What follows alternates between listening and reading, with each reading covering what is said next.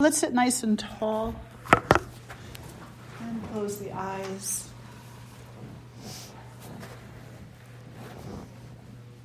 Once again, allowing yourself to land softly. Allow presence, awareness of this moment to be with you.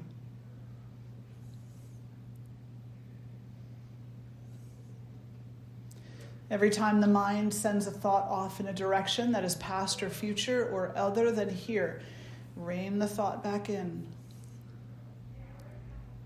and say softly to yourself, I'm sitting in a chair. I am breathing in and breathing out. I am here now.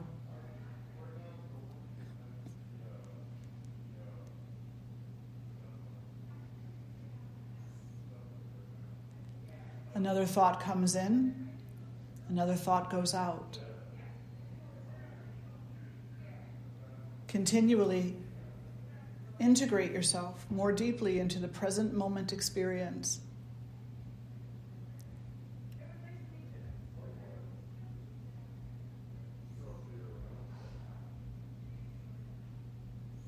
And recognize there is no truth other than here and now.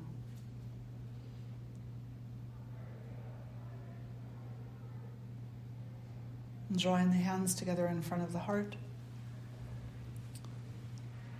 We'll lift our voices in one Om. Take a breath in. Om.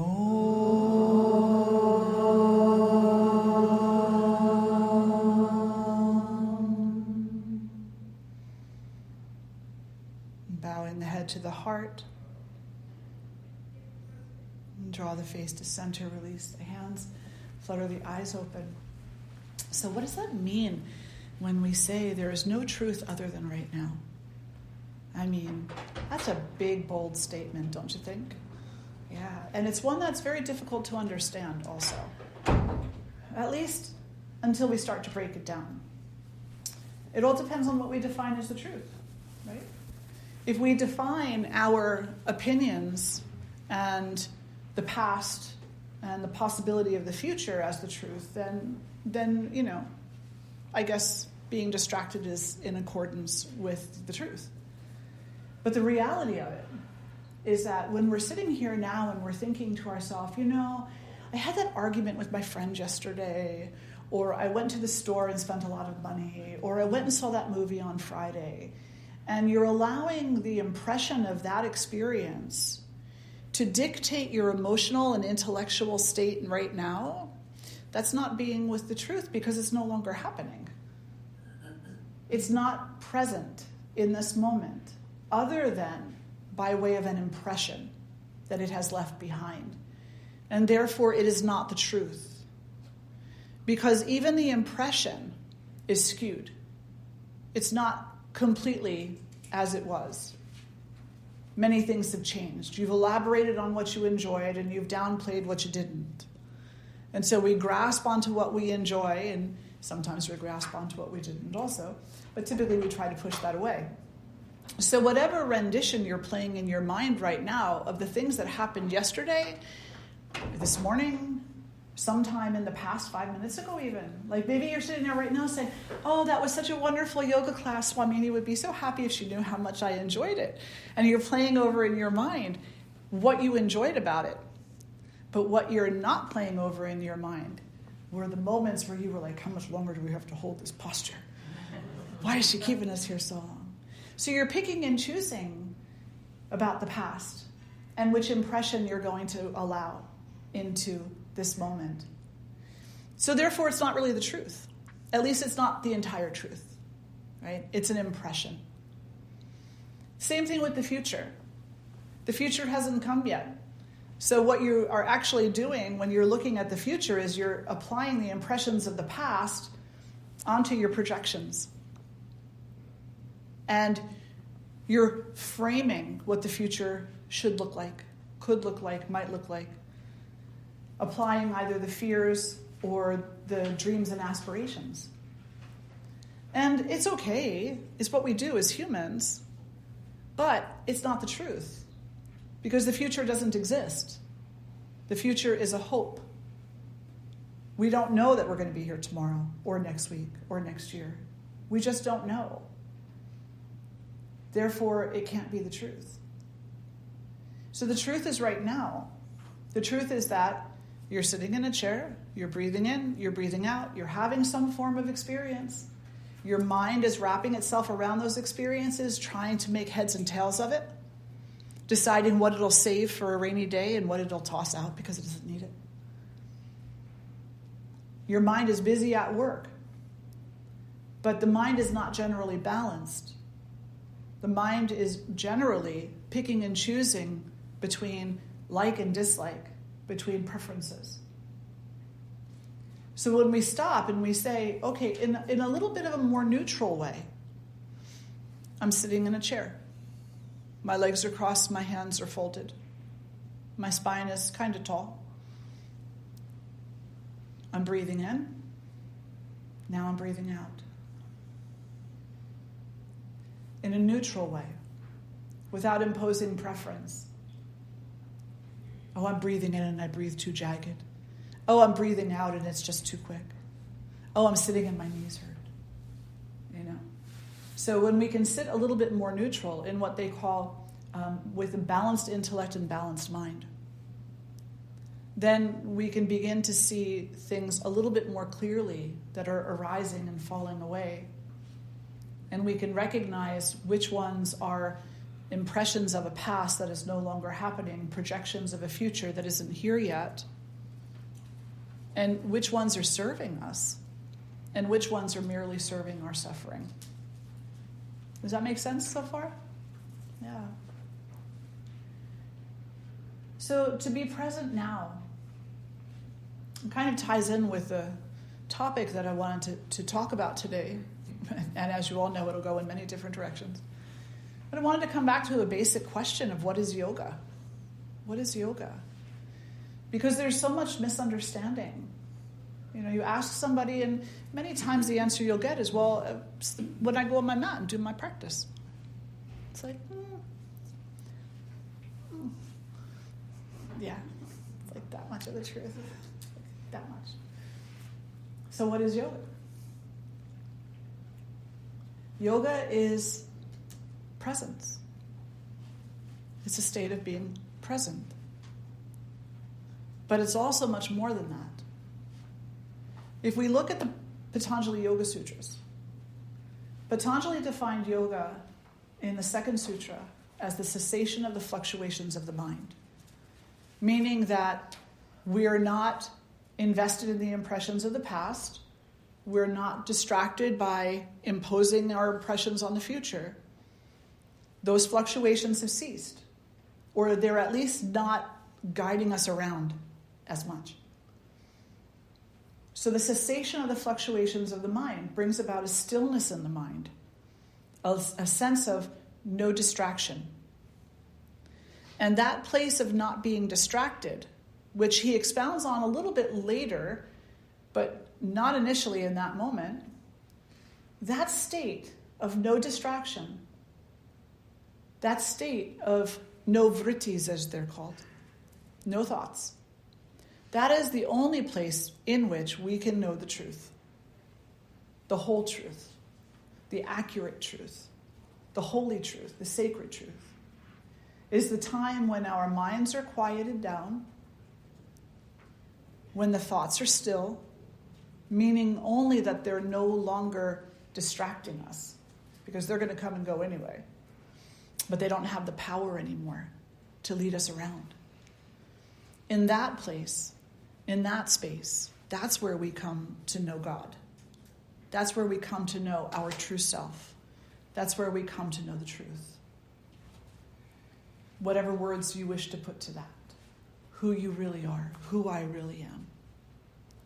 As long as the mind is kind of crazy and hectic, we will be the crazy and hectic. That's who we'll believe ourselves to be. And in the crazy and hectic, there ain't no space for God or goddess or, We say there is. We say, oh, no, I'm going to carve out this hour and go to church or go to temple or go to yoga class or get on my meditation cushion. I'm going to carve out this hour. And then it's a struggle. It's like the battle It's like World War 15,000, because it happens like every day, right? I'm going to sit down. I'm going to get past all of this. And I'm going to finally do it. I'm going to get there. But as we talked about last week, that's objectification. There is no there. There is no place to get to. There's nowhere in this world that you can go and find your happiness. There's no place in this world that you can go and find you. So when we have these experiences, like one of my favorite books, Eat, Pray, Love, absolutely adore that book. But it is so full of samskaric impressions because she very well, was telling herself a story. She didn't find herself in Italy or India or anywhere else she went. She found herself when she came home here. And if you followed up with her post the book, which she had a very full life after that book, she herself even acknowledges it wasn't until she stopped that she actually found herself. And that all these other things are just kind of distractions along the way. So Patanjali tells us yoga is the cessation of the fluctuations of the mind. We stop searching so much out there in the world, and we begin to go inside more. Inside more. In the Bhagavad Gita, Krishna gives us at least 10 definitions of yoga. At least. The word yoga is mentioned in the Bhagavad Gita on the order of 1,000 times. Many, many, many times it's mentioned. And out of all of that, we can have 10 takeaways from it. And every single one of those takeaways, not one of them has to do with anything outside of yourself. None of them. It doesn't say top of Machu Picchu, that's where yoga is. Ashram in India, that's where yoga is. Ashram in Reading, that's where yoga is. It doesn't say anything like that. It all has to do with the condition of yourself. And the first one is a balanced mind and intellect. That your energies, mentally and intellectually and emotionally, are balanced. That you have a devotional heart. And that you work for the greater good, not for accolades and thank yous, but because you know that service, that you giving, not receiving, is the path to walk in this life. And that giving is a form of devotion. It is an act of love. Which brings us to the next one, which is oneness, unity. Because when you're serving another, what are you actually serving? You're serving the divinity. You're serving unity. You're serving God, Goddess. And you are serving yourself because you're part of that. So to come into service of others is, in fact, to come into service of one's own self as well, but in a way much different than what we typically think. It has nothing to do with awards, nothing to do with accolades. So the acceptance of oneness, the acceptance of unity, God consciousness. Krishna said to Arjuna, to know me is the way to me. So be with me. In other words, as long as we're denying, we can't be accepting. We can question. Questioning is very healthy. Q&A is what it's all about, right? So many of the scriptures and yogas, the Upanishads, the Puranas, they're all Q&A. They're all the guru and the disciple talking it out, or the son and the father, or the son and death. It's always at least two individuals questioning and answering, questioning and answering, questioning and answering. So we're meant to question so that we can come deeper and deeper and deeper into our understanding. But resistance is something else. Resistance is when we say, I don't believe that there's a sacred because nothing good ever happens to me. And if there was something sacred, then good things would always happen to me. Or when we blame divinity for things that are happening in the world that are of our own making. An individual is diagnosed with cancer. A child is harmed in a violent crime. And we say there is no God. God would not allow this to happen. Well, God is impersonal. God says, I gave you the world. You made of it what you wanted. And what you made of it has come from your distractions and your investment in suffering rather than your investment in peace and unity. And everybody in this room is here because you're all making an investment in peace and unity. But we have all also, every single person in this room, invested in violence and separation as well. And we need to be really honest about that and recognize that any investment you make in separation and division and violence negates the investment that you make in unity and in love and in peace. It negates it. So we need to be mindful about what we're investing in and recognize that to come into the yoga of oneness, we have to stop supporting separation, segregation, division, and instead embrace the diversity that exists. It's the only way. We need to stop picking and choosing who deserves our respect and love. Certainly there are people in this life that are difficult and harmful, and we might want to keep a distance for physical safety reasons, for not empowering them, for controlling our own self. But we need to know very much so that there is a difference between distancing oneself because of a fear of physical harm, mental harm, emotional harm, and hating and condemning someone because they're stuck in a cycle of suffering and you also are being impacted because the skill is not there to see the situation for what it is and to love anyway. Right? It's true. Instead, we pick and choose. We say, this person's a nice person, I love them. This person is a jerk, I hate them. It's not that easy. Because we're all lovable and we're all jerks. It's just the way it is. Depends on who you talk to. I'm sure everybody just got a glimpse in their mind of one person who would call them a jerk. Right? So Krishna gives us 10 examples, and he says devotion is part of like 4 of them. Devotion. To put yourself last. Yeah, bless you. To put yourself last by putting divinity first. To put in the small stories of the mind last until you have the skill present within yourself to resolve those stories completely. Putting them last and choosing actively to put divinity first. And by putting divinity first, what we're saying is investing in your sadhana, your spiritual practice, because that helps to balance the body and the mind, to come into service, to practice whatever rituals it is that you have chosen in your life or that you've been trained in the tradition of your choosing, to practice those rituals so that there's a constant communication between you and God. And by God, again, I don't mean male. Right? The gender is, God is genderless, but the gender that you apply is up to you. So the rituals and the chanting and the praying and the service, these are all communions with God. These are all ways of communicating, of having a relationship, of saying, I'm remembering. I'm remembering. When we're out there doing,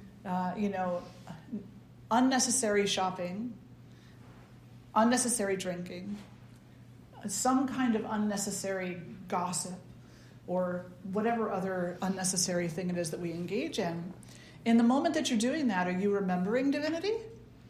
Are you saying, as I'm standing by the water cooler talking about all these rumors about this person that are really hurtful, dear God, I remember you. And I remember you in me. And I remember you in all beings. And I see you in all beings. And therefore I see all beings in you. And if that was the truth, then you wouldn't be gossiping. Because you would know that to gossip and to harm that person is to send that intention into your relationship with God. Into your relationship with God. which is none other than your relationship with yourself. Does that make sense? Yeah. English is a limited language, like I often say, and so it's hard sometimes to find the words. We talk about God, like we say the word God or the word goddess, and we get this impression, Krishna, Saraswati, some other being. But the reality is that they're not some other being. They're aspects of consciousness. Right? Krishna is a manifestation of consciousness which knows itself as that consciousness. Saraswati is a manifestation of consciousness that knows itself as that consciousness, that doesn't have the hurdles that we have. They are God come forward in a very particular form with a very particular message so that you and I can wake up and stop suffering, or at least stop unnecessary suffering. The necessary suffering isn't good to go anywhere as long as we're embodied.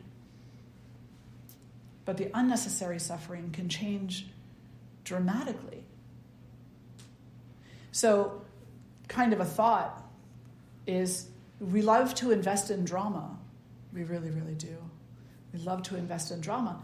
But instead of investing in the kind of drama that hurts, why don't we invest in the dramatic change of our own self?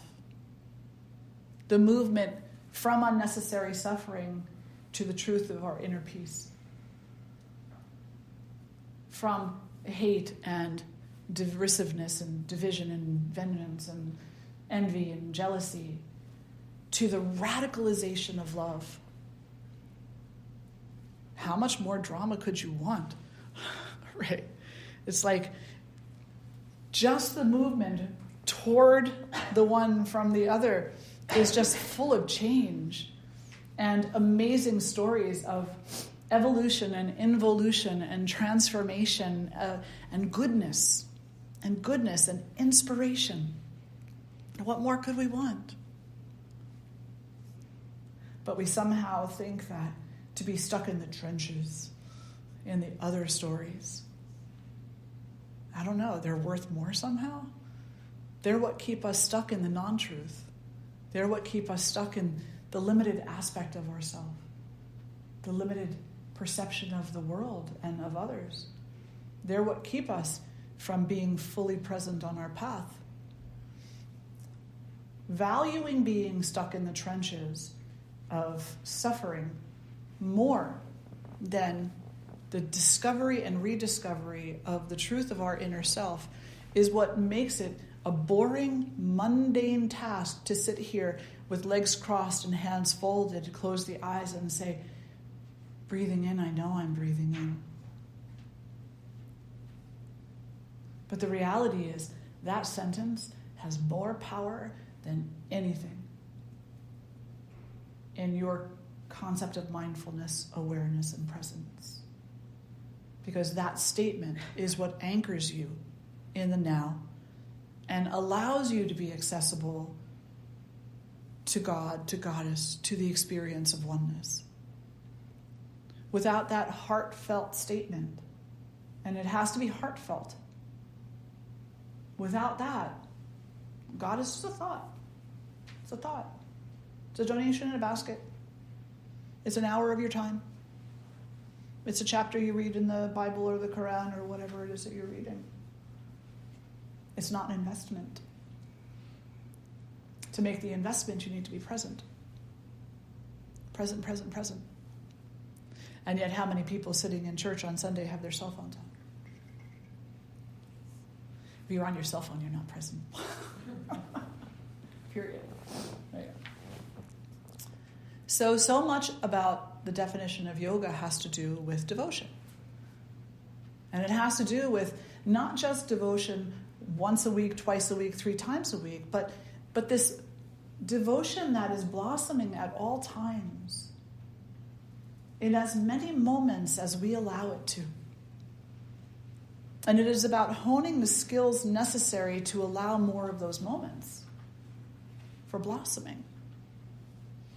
Because we see the inherent value in that. We see the truth in that. That is the value, the truth.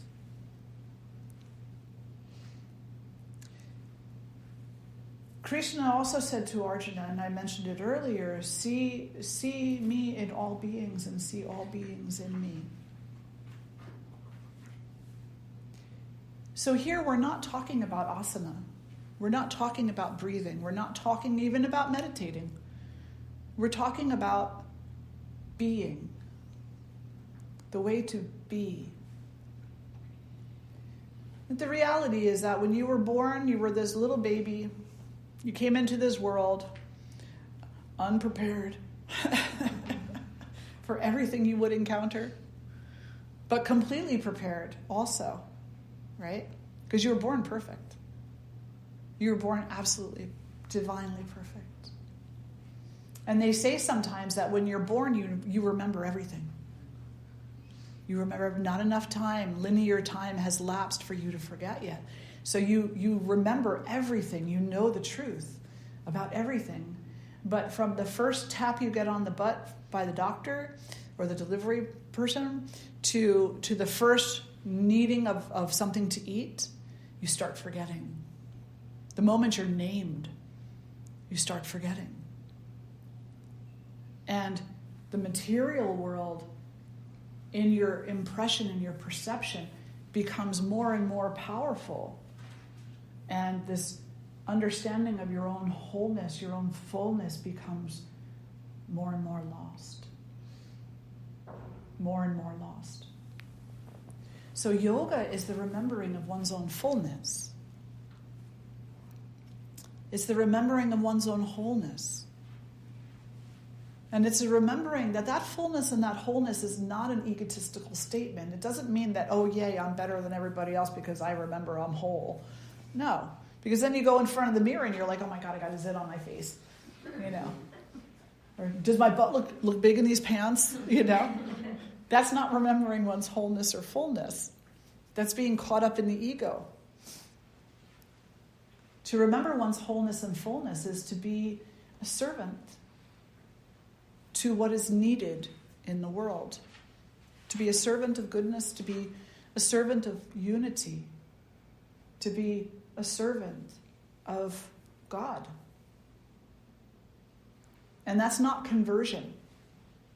So that's one thing that I always like to get really, really, really clear, is that in yoga, in Hinduism, in all of the traditions associated with Hinduism, conversion is not an acceptable practice.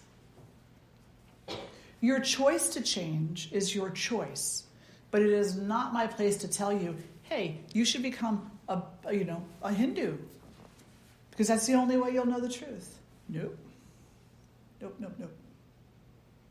Conversion is considered to be, and I'm really not thinking of any tradition in India that says otherwise, conversion is thought to be a very violent act that steals from an individual the right to their own heart and mind,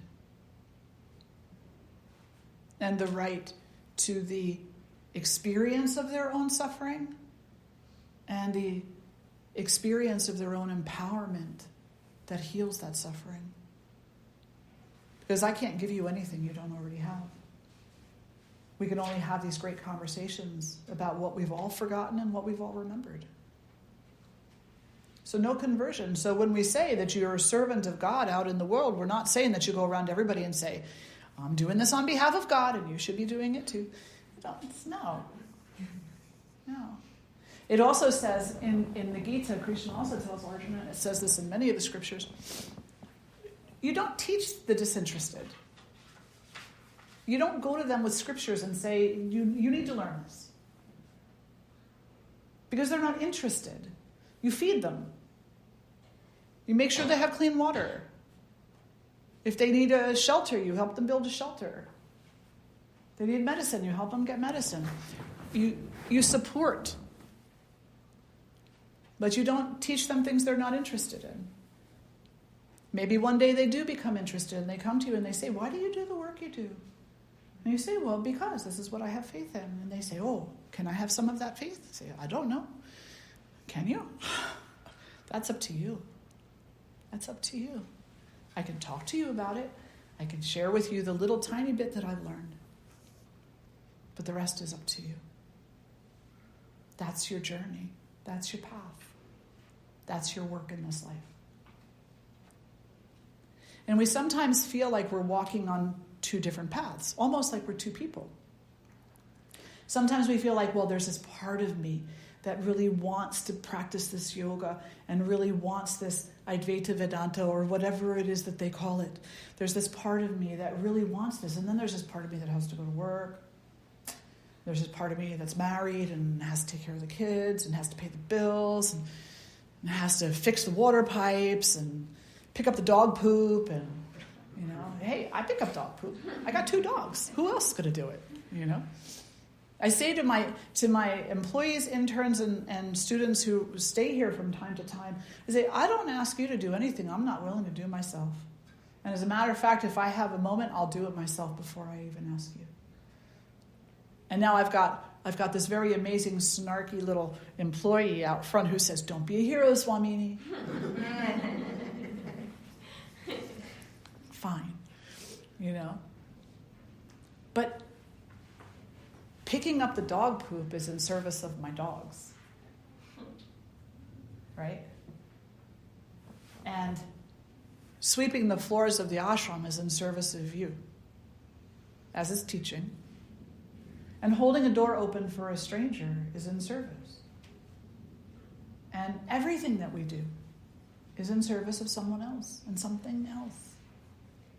And if we do it with the heart of service, then that comes back to us. Not because, we don't do it because it comes back to us, but it does come back to us.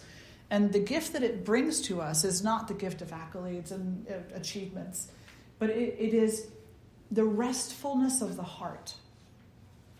The restfulness of the heart. And the knowing, the deep knowing, even if the ego is still arguing with you, there's a deep knowing that in that kind of behavior, I don't have grief. I don't have guilt. I don't have anger. I don't have envy. I don't have jealousy. I don't have hatred. In that behavior, I don't have a need for those things.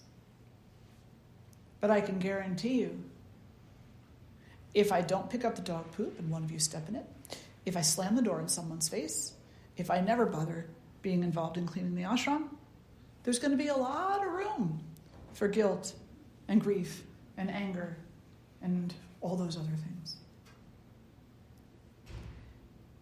When I behave in a way that empowers the balanced intellect, balanced mind, balanced body, balanced behaviors, then what I'm effectively doing is empowering myself to know the peacefulness that exists within myself and to live according to that, not counterintuitive to it. Make sense? So yoga is a pretty big thing. The simple definition of yoga is unity. Yoga comes from the word yuj, Y-U-J. And the word yuj is translated in English, which is a little, it's always limited, to unite. It didn't mean to unite you and God, or me and God, or any of us and God. It meant to unite the ox with the cart. That was a huge use of the word yuj, to unite the ox with the cart. But look deeper into that. What are we actually saying? We're actually saying to take the appearance of two things and know them to be one. We're also talking about service because that's what the ox does, right? The ox is being of service. To unite eventually became applied to meditators and sadhus and whatnot. And in that instance, the word yoga, which also appeared in many of the scriptures before this, so this is really, nobody knows exactly the time frame of how it emerged and when it became understood. They just recognize that there's some relationship between this word yuj and the overall word yoga. And so yoga came to be understood as that which unites our heart with the heart of God. Our heart with everyone else's heart. It's what brings about, and it's what is unity. And that's like the capital Y yoga. But then we also have the little y yoga. And the little y yoga is all the techniques that fall under the capital Y yoga. We talked about this a bit previously for some of you. The capital Y yoga is unity. Okay, well, how do we acquire unity? Well, first of all, we don't acquire it. Acquiring a thing is objectifying it. You can't get a thing that you objectify. It's not part of you. It'll always be separate from you. So first, stop objectifying it and start going inward. And so we have asana, pranayama, mantra, mudra, all of these techniques that take us inside of ourselves so that our journey goes inward instead of outward. Rituals, service, and the list goes on and on. There's so many techniques that are considered spiritual techniques. Studying, praying, practicing the yamas and the niyamas, practicing the ethics of your tradition, whatever tradition that happens to be. Yoga doesn't exclude other traditions, by the way. It says you're a Christian, fine, whatever. Practice your tradition. There's 10 commandments there.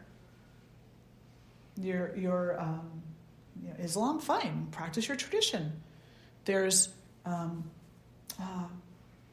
there's the 52 perfections, I think it is, in Islam. Does anybody know that? I think it's called the 52 perfections. And these are the virtues. And those virtues are very rarely talked about. Very rarely talked about. Instead, we hear why we should be afraid.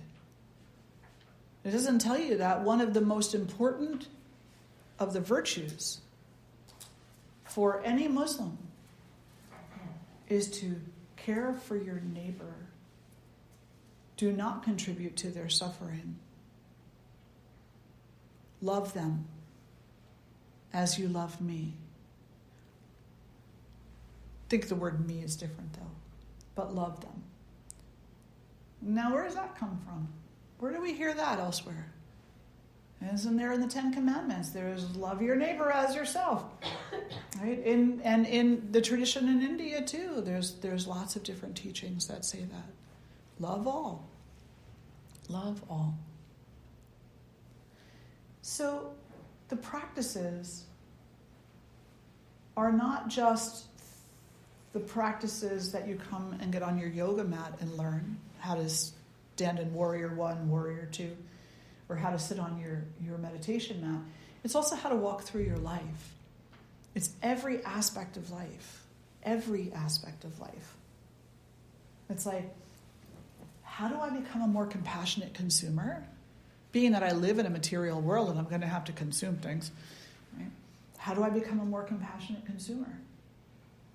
How do I encounter strangers in a more compassionate way?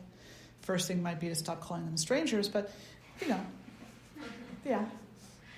But we all have that thought, right? Because we're told you should stay away from strangers. I really wish that wasn't the first thing we taught our children. Right? But how can I overcome my own fears? So we look at this day-to-day living and we ask ourselves these things, and life becomes the practice. And then we need inspiration for life. So where do we go? Well, we go to the scripture of our choice, whichever one it is that you're studying, and we read and we study and we see ourselves in the light of what's being shared, not in the human interpretation of it usually, but in the actual teaching itself. The only time that we should really invest, and this is slight opinion, and this is also in accordance with the teachings, the only time that we should put an investment into the words of another human being is when they're not violent and when they're not asking me to commit violence.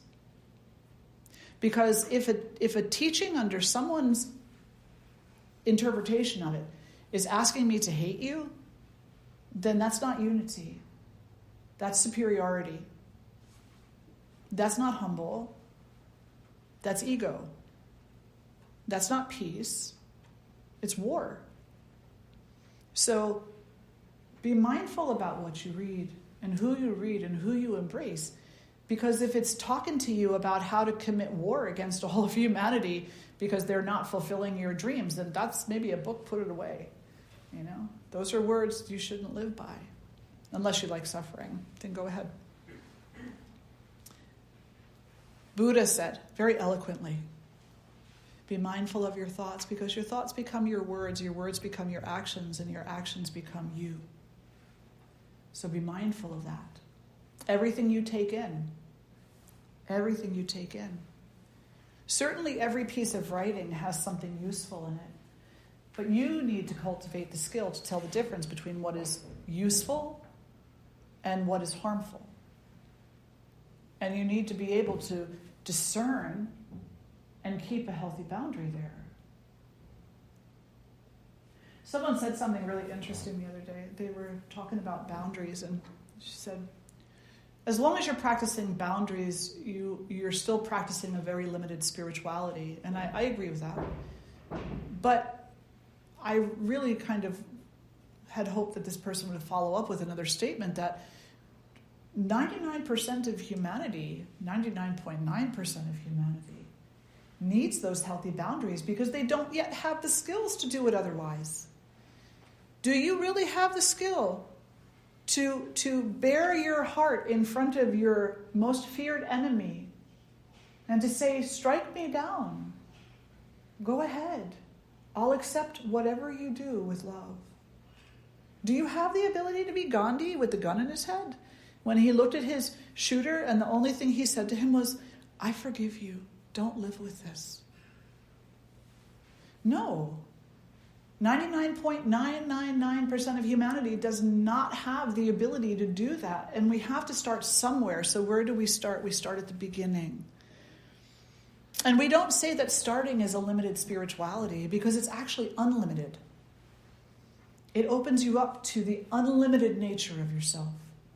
But it opens you up a little bit at a time so that you're not overwhelmed. In the Bhagavad Gita, Arjuna says to Krishna, he practically begs him, he says, please show me your true self. I want to see. I get this picture. You're not just my cousin. Okay, I got it. You're something else because you talk about the ancient times and you talk about all of time. And who are you really? Show me. And Krishna's like, I don't know. That might be just a little bit too much. And he's like, no, show me. Show me. I want to know. So Krishna says, okay, fine. I'll show you. And he comes into the effulgence of himself. And, just imagine, Krishna, who grows huge and full of radiating light. And Arjuna is like, tone it down. I cannot understand you like this. So please come back to the form that I can relate to. That's too much. For 99.999% of people, if you just say, well, that's it, as of right now, I'm going to be the perfect spiritualist, the perfect practitioner, the perfect unity-oriented individual, that's it, is way, way, way too much. It's way, way, way too much. It's not that you're not capable of it. However, your nervous system is not toned for it. Your mind is not toned for it. Your intellect is not toned for it. It would be a complete and detrimental shock to your system. So you start one step at a time. And as you build resiliency, and as you build a profound understanding of yourself, then you start taking leaps and bounds. But you don't start off taking leaps and bounds. You start off with a little bit at a time. So Krishna returned to his earthly form, and the conversation continued. Arjuna would not have been able to continue the conversation, potentially, if Krishna had remained in that effulgent state, because Arjuna couldn't relate to it. So we also need humility, right? We need humility. We need to be humble. We need to say, if we're encountering a situation and we're like, I feel that anger coming up in me, I just want to lash out at this person, okay, fine. Accept it. Accept it. Embrace it. Breathe. Draw yourself into the present moment as best you can. And acknowledge I don't have the skill right now to handle this peacefully. What are my other options? That right there will change the way you handle it. The humility of acknowledgement. I acknowledge every day, you know, I don't want to go pick up this poop. Oh, but somebody might step in it and that wouldn't be good. And one of my dogs is just she's such a particular girl. That if she were to step in it, she would be completely grossed out. She didn't even want to pee in the snow. She was like, what is this? Where is my place? You know? So as a service, you get up and you go do it. You do what you have to do. And then you do it with love in your heart. Allow the love in your heart to be the guide for everything. Always and in all ways. Do time check. Yeah. Good timing. Questions, reflections. Questions, reflections. Krista. So when you're talking about being of service to others, how do you, I guess, what's the word for, like, differ if there's advantage, like if you're being taken advantage of for being of service to others? Like, how do you take action on that to, I guess, so that you're not being harmed, but you're not also harming them? Put it the other way around, right? It's always self-responsibility. Harming myself, harming them. So if you commit yourself to being of service, and you have a person in your life who's constantly coming to you, and you're constantly giving them what they want, that is harming you. You're harming yourself. The person isn't harming you. You're harming yourself. And B, you're harming them because you're empowering the behavior. Self-responsibility. Self-responsibility. Somebody comes up to you and they curse in your face, and you just kind of, and then they come up to you and they do it again, and they do it again. And you say, well, I'm not going to say anything harmful to them, so I'm just going to take this because I'm not going to say anything harmful to them. Certainly that is one approach. And that is called a passive approach. And if you have the skill to support your own nervous system and your own lifestyle, and you understand that you're not doing that because you're cowering out of fear, that you're doing that because of another reason, then it's a fine approach. But 99.999% of people don't become passive because of love. They become passive because of fear. And that's not a holism. That's not a holistic practice. It's not a practice of fullness. It's a practice of limitation. So you're harming yourself. And your behavior is potentially harmful to that other person because you're giving them a field within which they can torment you. And therefore they will, because they're suffering too. And a suffering soul wants others to share in that suffering. It's just natural, So we need to understand that healthy boundaries are a really important part of the process. But not healthy boundaries that are based on superiority. Well, I'm putting this boundary in place because I don't want to deal with you. No. Hello. I'm putting this boundary in place because I want to protect you from me. Because I'm cultivating skills right now that I don't yet have. And I don't want to hurt you. I don't want to contribute to your suffering. So I'm going to put this in place here because I don't otherwise know how to tell you no. I don't otherwise know how to say what I need. I don't otherwise know how to stand my ground. I don't otherwise know how to take care of myself. And when I don't know how to take care of myself and my life reflects that, I'm more likely to be a violent person. And I don't want to be that with you or with anybody. So I have this boundary up. Right?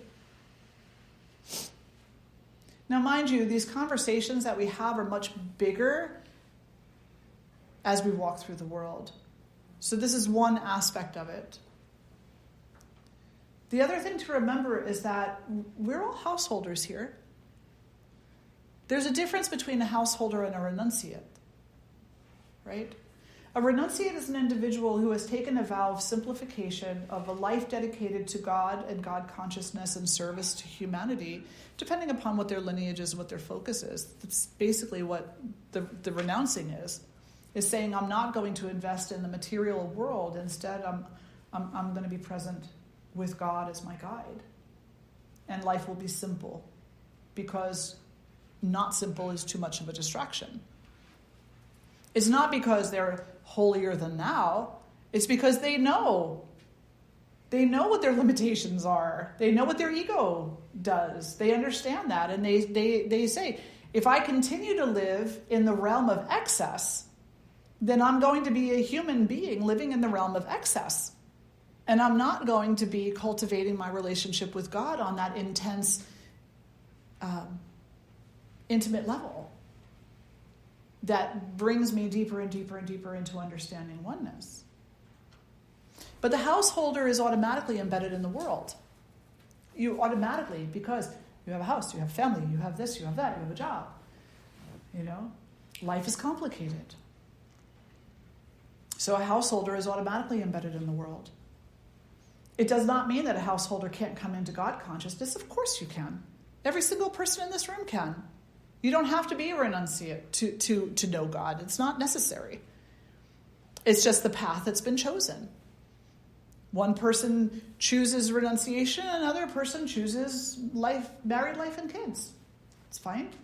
Your kids are God, your spouse is God, your house is the house of God, your job is the job of God. So treat it all with the same dignity, with the same reverence, with the same love and devotion. And see, everything is having purpose. Purpose. And you're living a fulfilling, uplifted life. That's a hard thing, though. I don't know.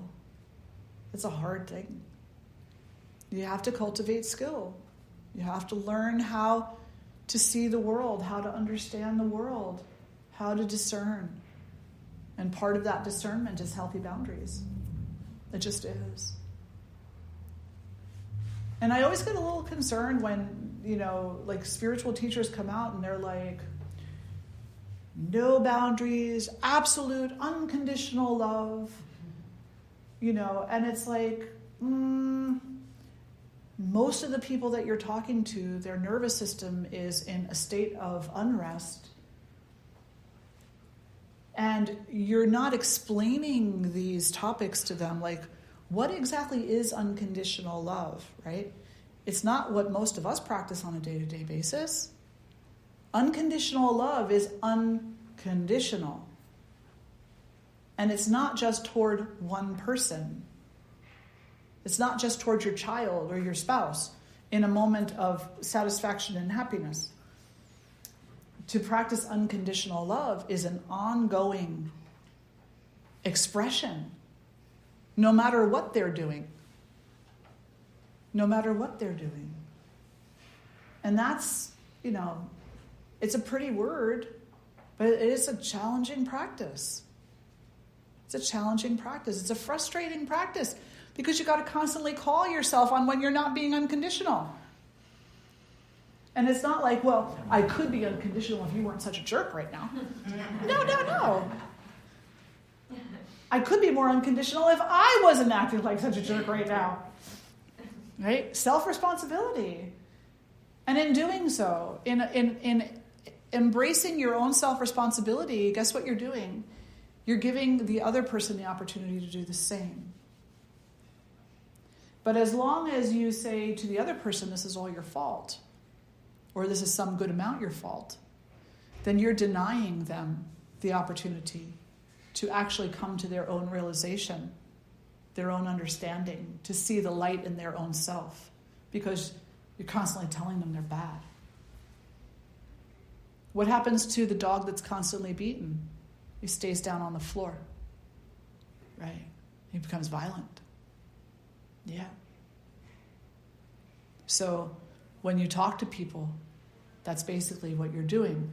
You're either empowering their violence and their fear, or you're embracing their potential, their goodness. Everybody has goodness, even if they act jerky sometimes. They do. That's the other thing about oneness. Oneness isn't exclusive, right? It's not just for, the chic. It's not just for one group over here who all dress really cool and look really cool and know a couple of really nice chants. That doesn't mean anything to oneness. Oneness is everyone. It's when we stop saying, oh, they're dressed the part. They sound the part. They look the part. No. It's when we see that everybody is exactly what they're supposed to be in this moment, because that's the path that we're all on. Good question, Carissa. No, long answer.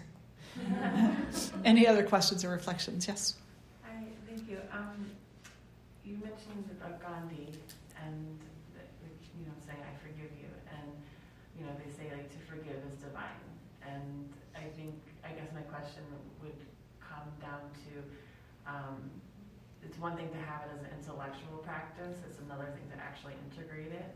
Mm-hmm. And how do you drop down from your, they say the longest mile. Mm-hmm. The longest mile is from your head to your heart, right? And so a lot of times I'll think of someone who may have harmed me, and I want to forgive.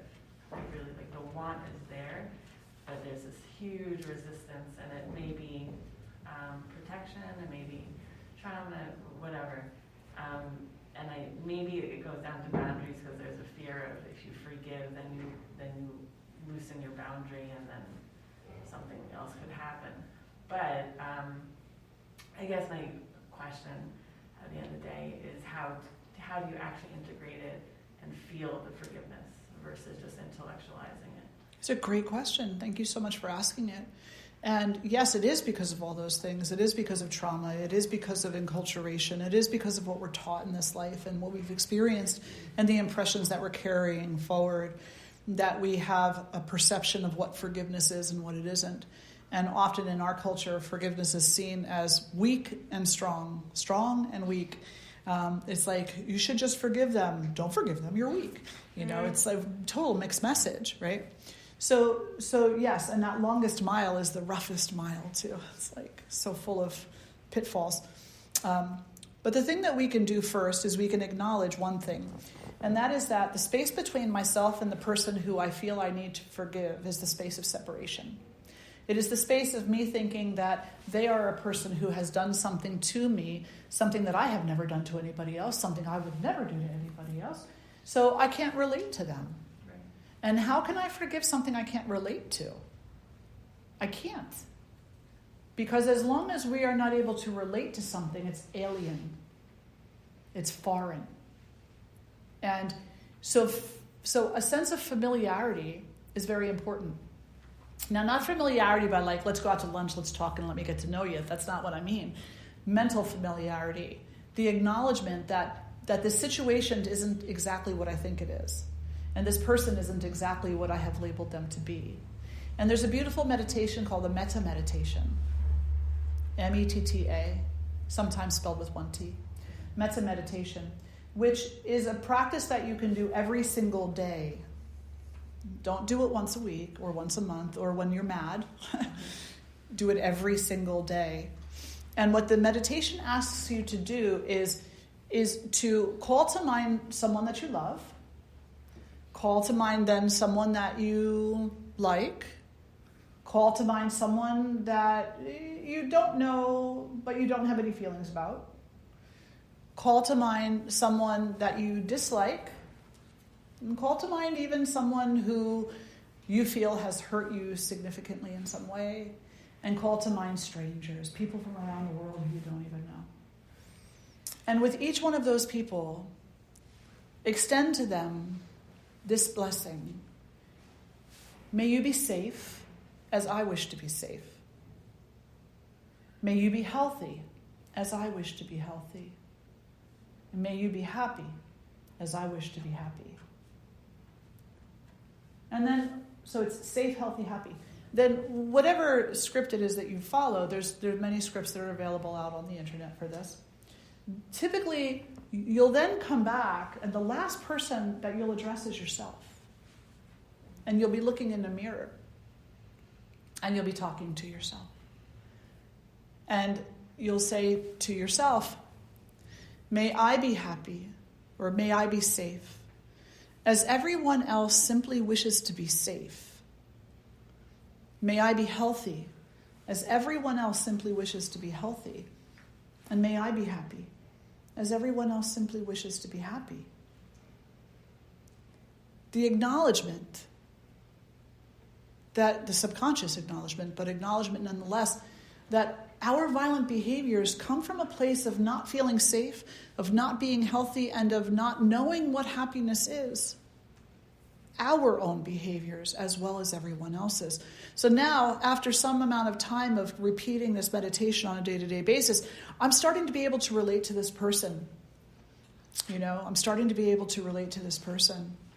And I can begin more and more to honestly say, may you be safe, like I just want to be safe. May you be healthy as I want to be healthy. Because let's face it, maybe if they feel safe, and maybe if they feel healthy, and maybe if they come to know what happiness really is, and even if it's a false happiness, let them be happy, not miserable, right? Because if they get a little bit of those three things, then maybe they won't be such a violent person, and maybe they won't hurt anybody else. It's too late. You can't change what they have said to you, what they have done. You can't change that now. But what you can do is send them the intention that they are empowered to change, to come to know the truth of themselves too. And none of the snarkiness either of, they'll come to know the truth of themselves, all right. No, the real truth of themselves. And then when I teach that meditation, I end it this way.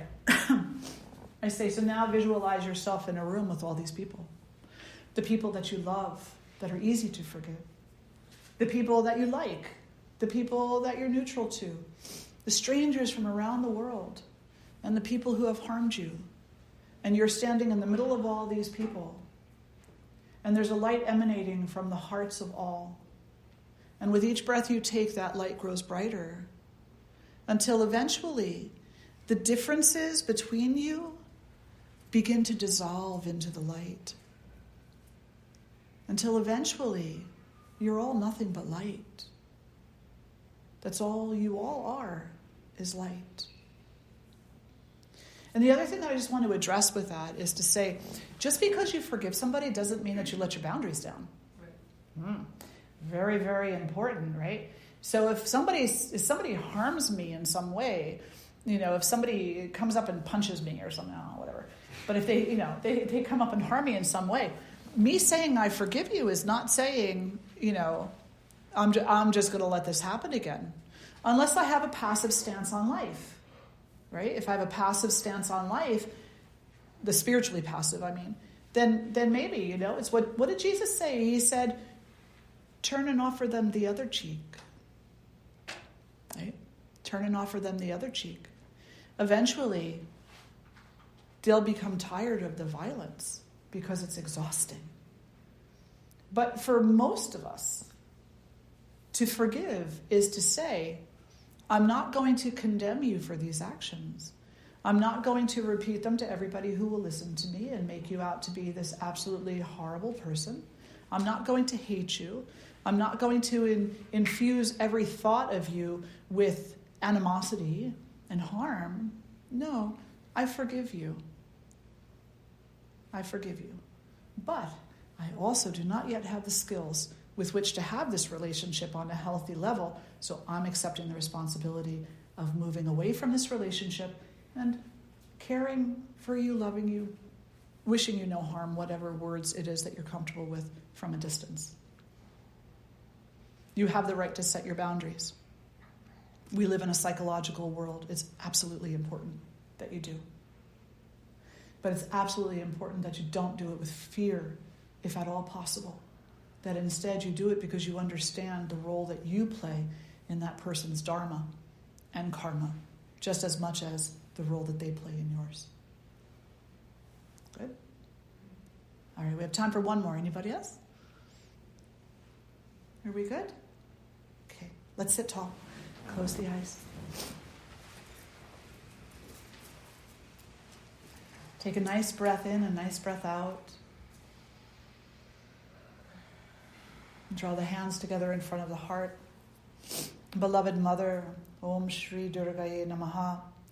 Empower our hearts, balance our minds and intellects, bring health and wellness to our bodies and to our being. Let us be present in this moment such that we can say with all our heart, may all beings everywhere be peaceful and free from suffering. May my thoughts, my words, and my actions have something to do with that. May I know all as one. May I know all as you. May I abide in the truth. Together we'll lift our voices in one Om. Take a breath in.